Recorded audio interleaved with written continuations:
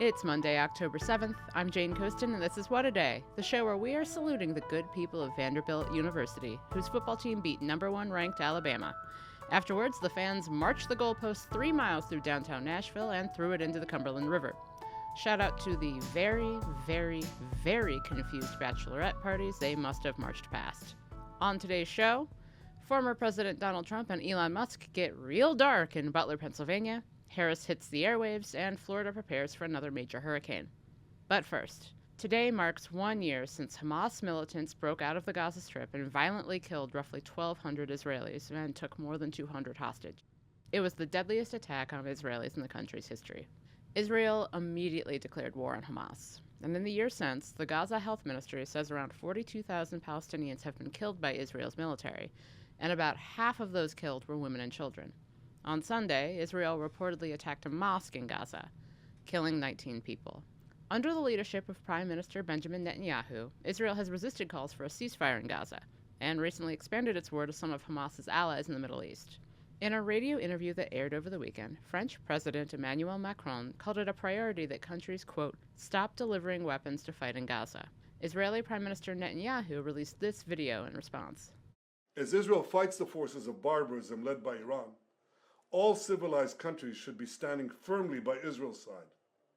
Yet President Macron and some other Western leaders are now calling for an arms embargo against Israel.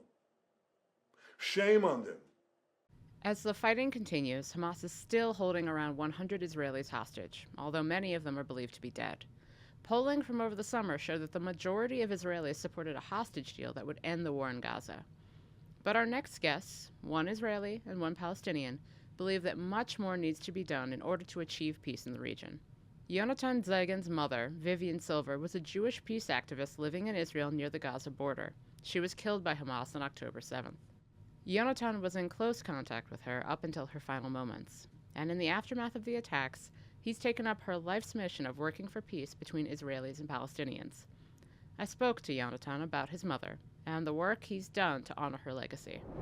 Yonatan, welcome to What a Day. Can you tell us a little bit about your mom and what she fought for? My mother, she invested herself in issues of equality and social justice and shared society between Arabs and Jews in Israel and co-liberation of Israelis and Palestinians. Prior to October 7th, how did you feel about your mother's work? You know, I wouldn't admit that while she was alive, but I was proud of her. What changed for you after your mother was killed? Why did you decide to follow in her footsteps at that time? Well, before October 7th, I tried to lead a pretty normal life of going to work, raising my kids. I was a social worker by profession. And for me, October 7th changed that. I felt an urge to become invested in and in aligning my beliefs, the way I view the world with political action. What do you say to those who believe that the only way to prevent another October 7th is to completely eliminate Hamas, no matter the cost to Palestinian civilians? I don't think that that's plausible, because Hamas is not just a military organization. It's an idea.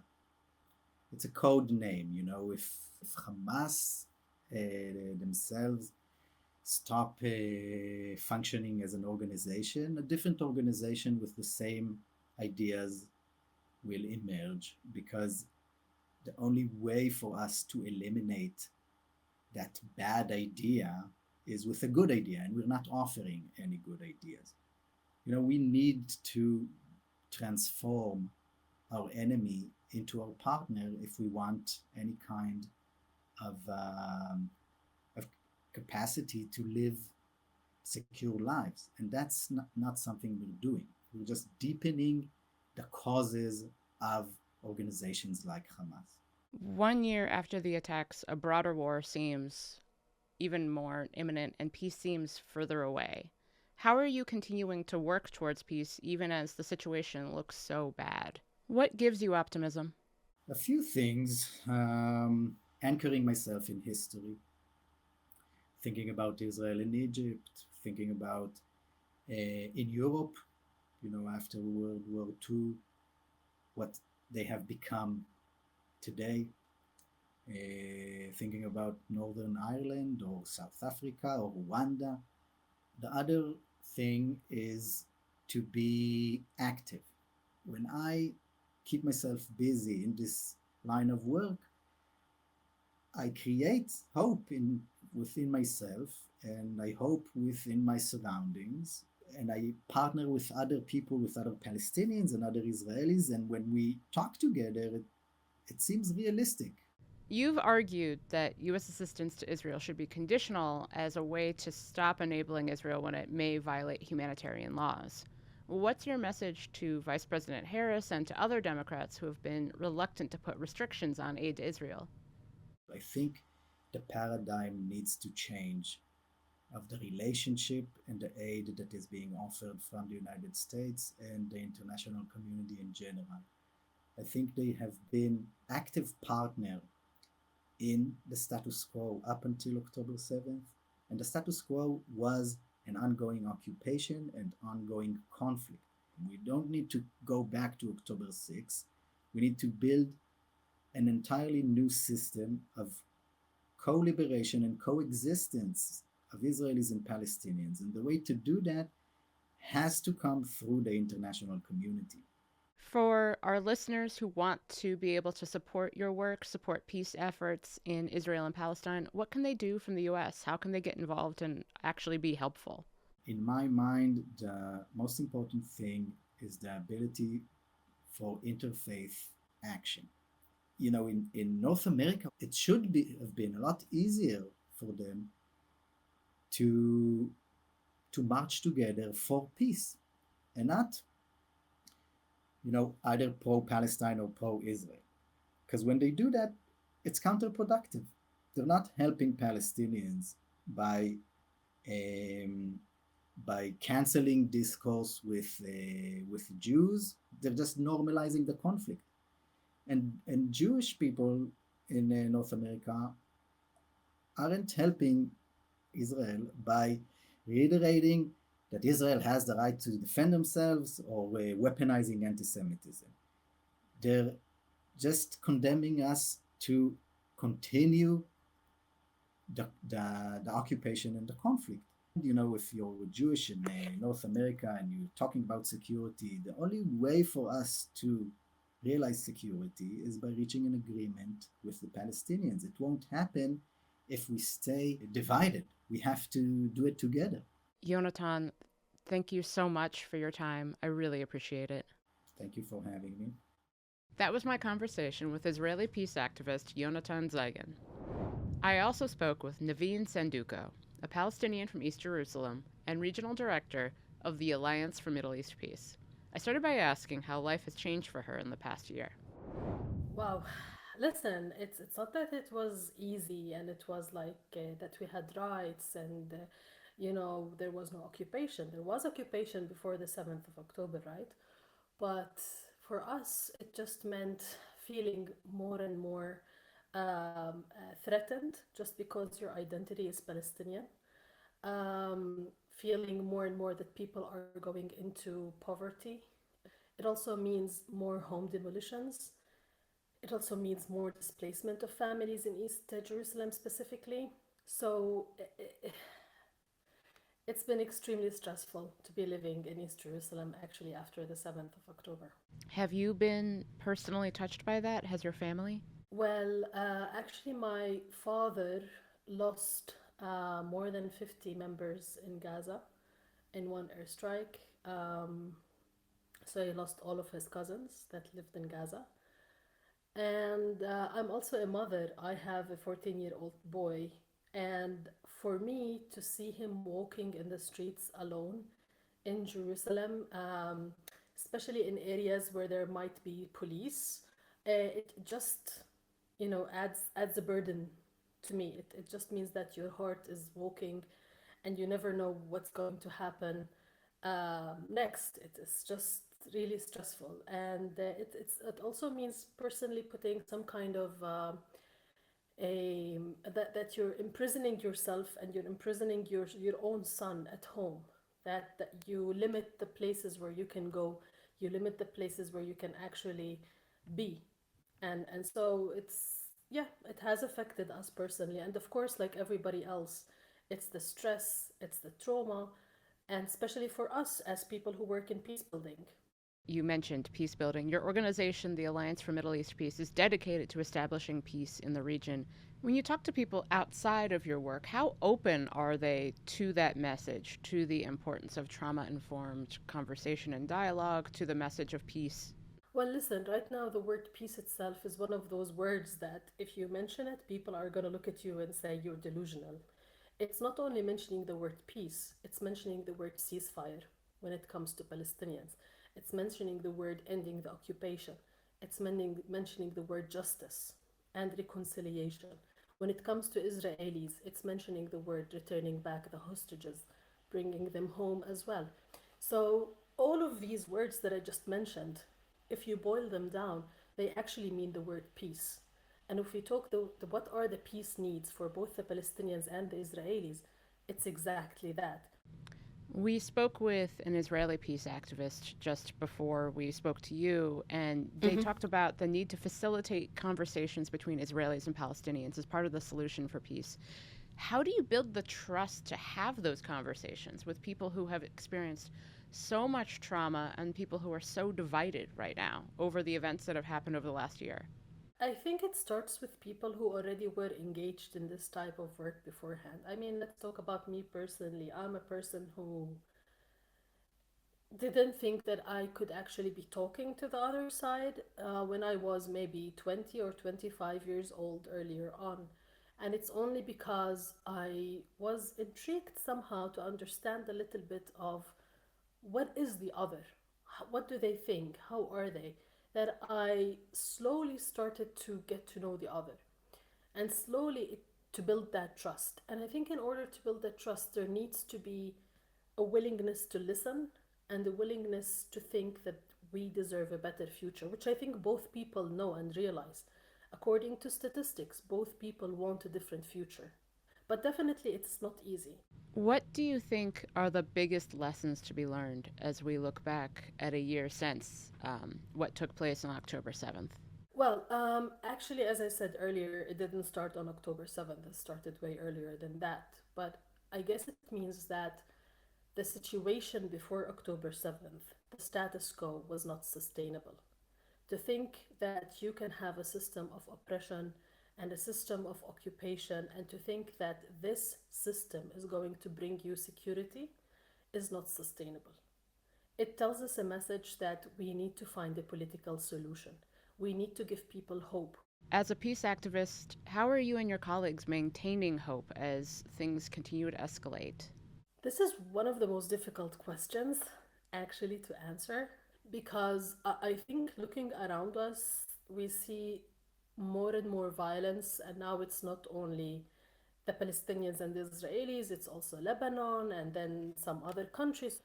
And for me personally, when you mention the word hope, it comes from knowing that there is 164 organizations, both Palestinians and Israelis, and shared society and cross-border, who work towards peace building, who work towards that political horizon. It gives me hope when I look at my colleagues who are both Palestinians and Israelis, and to know that they are working day and night to achieve that vision of bringing people together, of bridging the gaps, of humanizing one another. It gives me hope to know that the issue of the conflict is finally on the international agenda, because it wasn't on the international agenda anymore before the 7th of October. So, this is what gives me hope. And to tell you the truth, again, as a mother for a 14-year-old boy, I don't want him to go through what I have gone through my life, through like 41 years of living in this country. Um, and they deserve a better future. This is what gives me hope, but also determination. Nivine, thank you so much for taking the time to talk to me. I really appreciate it. Thank you so much, Jane. Thank you. That was Nivine Sandouka, Regional Director of the Alliance for Middle East Peace. We'll link to both of my guests' organizations in our show notes. We'll get to some of the news in a moment, but if you like the show, make sure to subscribe, leave a 5-star review on Apple Podcasts, and share with your friends. And now the news. Headlines. Over the past 8 years, those who want to stop us from achieving this future have slandered me, impeached me, indicted me, tried to throw me off the ballot, and who knows, maybe even tried to kill me. Former President Donald Trump returned to Butler, Pennsylvania this weekend, the site where a lone gunman tried to assassinate him earlier this year. Tesla and SpaceX CEO Elon Musk joined him on stage. As you can see, I'm not just MAGA, I'm dark MAGA. Sure. And just like his new bestie, Musk showed a willingness to abandon all truth and reason when urging Republicans to go to the polls. And then make sure they actually do vote. If they don't, this will be the last election. That's my prediction. This will not be the last election. Trump also took the occasion to spread more lies about the Biden administration's response to the disaster relief after Hurricane Helene.